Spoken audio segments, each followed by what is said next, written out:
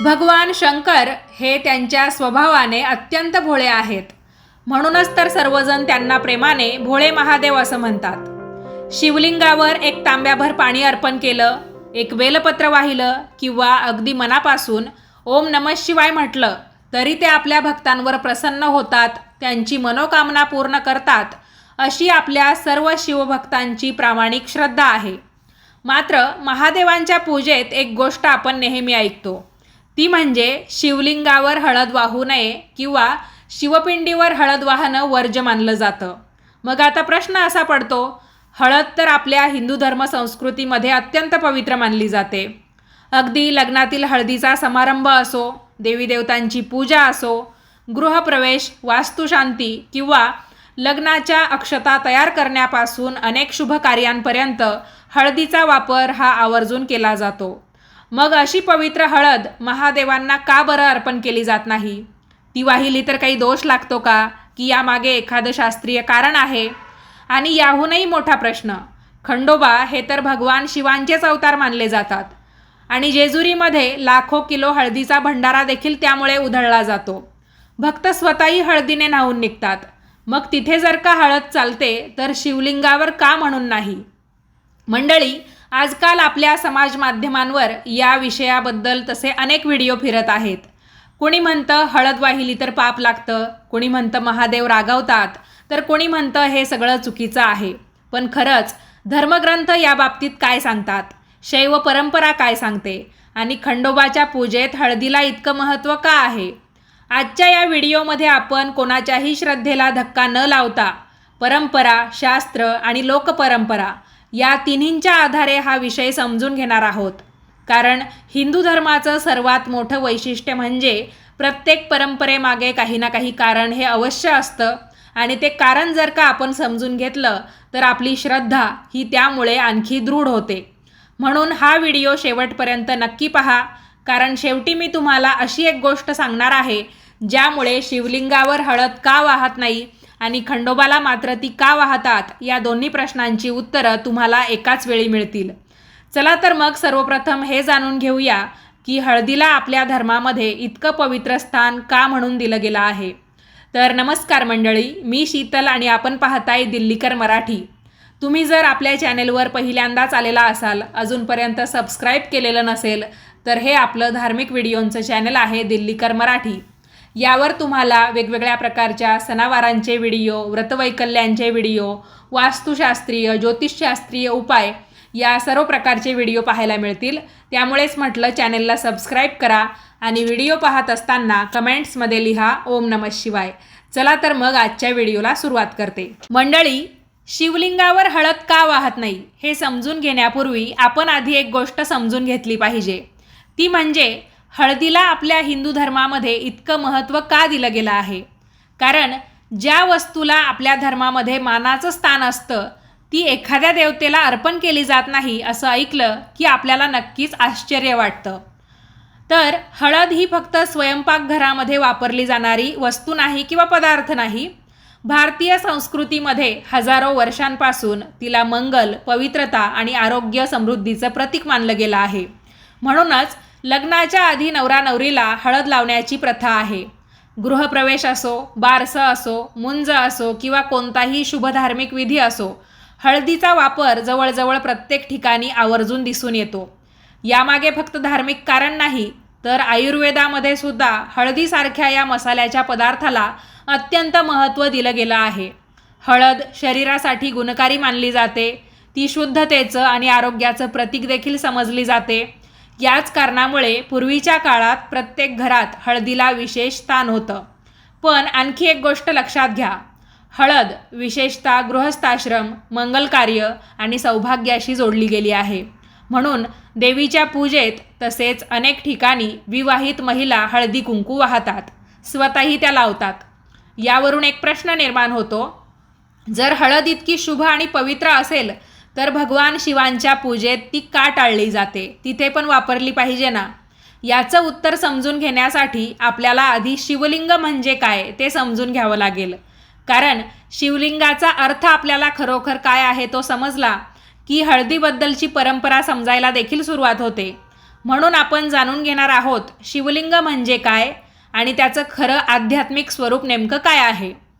आत्तापर्यंत आपण हे जाणून घेतलं की हळद आपल्या संस्कृतीमध्ये अत्यंत पवित्र, मंगल आणि शुभ मानली जाते. पण आपण आता त्या प्रश्नाच्या मुळाशी जाऊया, शिवलिंग म्हणजे नेमकं काय. कारण जोपर्यंत शिवलिंगाचा अर्थ आपल्या सर्वांना समजत नाही तोपर्यंत त्याच्या पूजेचे नियमही आपल्याला पूर्णपणे समजत नाहीत. म्हणून मंडळी, आज काही लोक लिंग या शब्दाचा चुकीचा अर्थ काढतात. म्हणजे आजच नाही, आजकाल किंवा आजही असं म्हटलं तरी पण चालेल. पण संस्कृतमध्ये लिंग या शब्दाचा अर्थ चिन्ह असा होतो किंवा प्रतीक किंवा एखाद्या गोष्टीची ओळख करून देणारं स्वरूप. म्हणूनच शिवलिंग म्हणजे भगवान शिवांच्या निराकार, अनंत आणि सर्वव्यापी स्वरूपाचं प्रतीक आहे. त्याला ना सुरुवात आहे ना शेवट. म्हणूनच अनेक पुराणांमध्ये त्याची तुलना अनंत ज्योतीच्या स्तंभाशी केली जाते. आणि आपण सुद्धा दररोज देवपूजा करतो आणि देवांना स्नान घातल्यानंतर पुन्हा देवांची देव्हाऱ्यामध्ये मांडणी करतो. तर त्यामध्ये शिवलिंग हे सगळ्यात शेवटी त्याच्या जागेवर ठेवण्याची प्रथा आहे. कारण शिवलिंग जे आहे त्याला ना सुरुवात आहे ना शेवट. म्हणूनच अनंत ज्योतीच्या स्तंभाशी त्याची जी काही तुलना केलेली आहे ती यासाठीच. आणि आपण सुद्धा शिवलिंग त्याच कारणामुळे देव्हाऱ्यात सगळ्यात शेवटी मांडतो. तुमच्यापैकी कुणाकुणाला हे आत्तापर्यंत माहिती होतं किंवा आज या व्हिडिओत माहिती झालं, मला कमेंट करून नक्की सांगा. आणि तुम्हीसुद्धा जेव्हा जेव्हा देवपूजा करतात, तुमच्या देवघरामध्ये शिवलिंग ठेवण्याची पद्धत असेल, तुमच्या पूर्वीच्या काळी म्हणजे तुमचे जे पूर्वज होते ते जे काही परंपरा पाळायचे त्यानुसार जर तुमच्या देवघरामध्ये शिवलिंग असेल तर तुम्हीसुद्धा शिवलिंग जे आहे ते सगळ्यात शेवटी देव्हाऱ्यामध्ये ठेवत चला. बघा, शिवपुराणामध्ये एक सुंदर असा प्रसंग सांगितलेला आहे. एकदा काय झालं, ब्रह्मदेव आणि भगवान विष्णू यांच्यामध्ये श्रेष्ठत्वाचा वाद झाला. तेवढ्यात त्यांच्यासमोर एक अनंत तेजस्वी ज्योतिर्लिंग प्रकट झालं. त्याचा ना आरंभ दिसत होता ना अंत.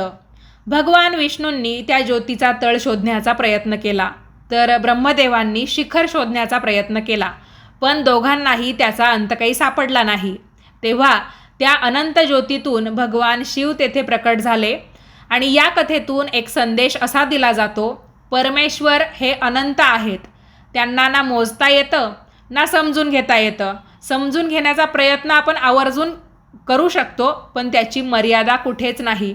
म्हणूनच शिवलिंग हे केवळ दगड नसून अनंत ब्रह्म, सृष्टीचं मूळ तत्व आणि शिवस्वरूपाचं प्रतीक मानलं आहे.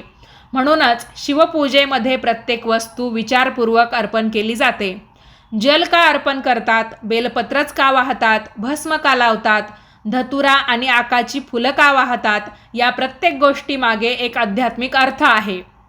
तुम्हाला जर या प्रत्येकाचा अर्थ समजून घ्यायचा असेल तर मला कमेंट करून नक्की सांगा की या पुढचा व्हिडिओ तुम्ही या विषयावर बनवा.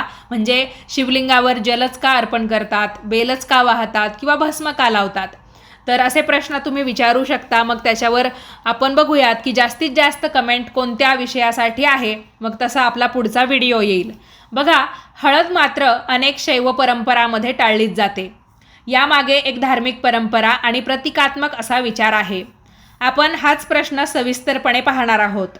आता मुख्य प्रश्न हा आहे, जर हळद इतकी पवित्र असेल तर अनेक शैव परंपरांमध्ये ती का टाळली जाते, वर्ज्य का मानली जाते. सर्वप्रथम एक महत्त्वाची गोष्ट इथे लक्षात घ्या. आपल्या हिंदू धर्मामध्ये वेगवेगळ्या संप्रदायांच्या आणि प्रदेशांच्या वेगवेगळ्या परंपरा आहेत. त्यामुळे सर्व मंदिरामध्ये एकच नियम असतो असं नाही. परंतु अनेक शैव आगम परंपरा आणि प्राचीन पूजा विधींमध्ये शिवलिंगावर हळद अर्पण करण्याची प्रथा ही अजिबात आढळत नाहीत. यामागे काही प्रतिकात्मक कारणे सांगितली जातात. पहिलं कारण म्हणजे हळद ही भारतीय संस्कृतीमध्ये मांगल्य, सौभाग्य आणि गृहस्थ जीवनाचं प्रतीक मानली जाते. आणि भगवान शिव वाघाचं कातडं परिधान करणारे, अंगावर भस्म धारण करणारे, स्मशानात वास करणारे, संपूर्ण जगाचा त्याग करून वैराग्याचं जीवन जगणारे योगेश्वर म्हणून वर्णिले जातात. म्हणूनच शिवपूजेमध्ये भस्माला विशेष महत्त्व आहे. भस्म आपल्याला सांगतं, आज आपण कितीही श्रीमंत असलो, कितीही सुंदर असलो, कितीही मोठ्या पदावर असलो, एक दिवस हे सर्व भस्म होणार आहे. हा वैराग्याचा संदेश भगवान शिव आपल्याला देतात. या उलट हळद ही आनंद, मंगल आणि समृद्धीचं प्रतीक मानली जाते. म्हणूनच अनेक शैव परंपरांनी शिवलिंगाच्या पूजेसाठी फक्त जल, बेलपत्र, भस्म, धतुरा आणि आकाची फुले यांना अधिक महत्त्व दिलं. आक म्हणजे रुईची फुलं, मग ती पांढरी असो किंवा थोडीशी निळसर रंगाची असो चालतात. बघा, याचा अर्थ असा अजिबात नाही की हळद अपवित्र आहे भगवान शिवांच्या पूजेत. उलट हळद अत्यंत पवित्र आहे. परंतु प्रत्येक देवतेच्या पूजेत अर्पण केल्या जाणाऱ्या वस्तू त्या देवतेच्या स्वरूपानुसार आणि त्या परंपरेनुसार ठरलेल्या असतात. जसं की भगवान गणेशांना दुर्वा प्रिय मानली जाते, त्यांच्या पूजेत आपण हळदी कुंकू वाहतो. भगवान विष्णूंना तुळस प्रिय मानली जाते, पण त्यांना चंदन किंवा बुक्का लावला जातो. देवीला हळदी आणि कुंकू दोन्ही अर्पण केलं जातं.